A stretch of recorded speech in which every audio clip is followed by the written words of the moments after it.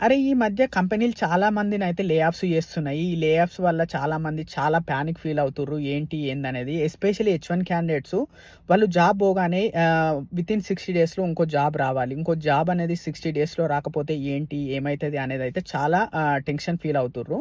So, ఎవరు ఎంత tension feel కాకండి. ఎందుకంటే హెచ్-1బీ పైన మీకు వితిన్ 60 డేస్‌లో జాబ్ రాకున్నా గానీ మీరు ఇక్కడ యూఎస్‌లో ఉండడానికి దేర్ ఈస్ ఎ ఆప్షన్స్.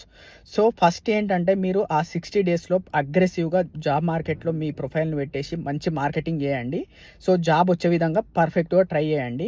ఈ 60 డేస్‌లో మీకు జాబ్ రాదు, ఇంకా ఏంటి ఆప్షన్స్ అని అనుకుంటే, సో, మీరు బెస్ట్ ఆప్షన్స్ ఏమేమి ఉంటాయంటే, మీరు మీ హెచ్-1 స్టేటస్ నుంచి ఎఫ్-1 స్టేటస్‌గా మార్చుకోవచ్చు.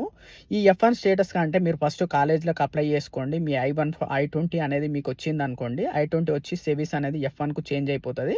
So, you should be good and ఆ కోర్స్ అయిపోయే వరకు మీరు ఎఫ్-1 స్టేటస్‌లో ఉండొచ్చు. లేకపోతే మీరు ఒకవేళ వితిన్ 3 మంత్స్ ఆర్ 6 మంత్స్‌లో జాబ్ వచ్చేసిందంటే మళ్ళీ మీ ఎఫ్-1 స్టేటస్ నుంచి హెచ్-1 స్టేటస్‌లకు మార్చుకోవచ్చు. ఇదొక option. It's a best option. Only ఇందులో ప్రాబ్లమ్స్ ఏంటంటే మీరు కాలేజ్ ఫీజులు గిట్లా పే చేసుకోవాల్సి వస్తది. బట్ మీరు సీపీటీ పైన కూడా వర్క్ చేసుకోవచ్చు. సో, ఇది బెస్ట్ ఆప్షన్ అని నేను చెప్తాను.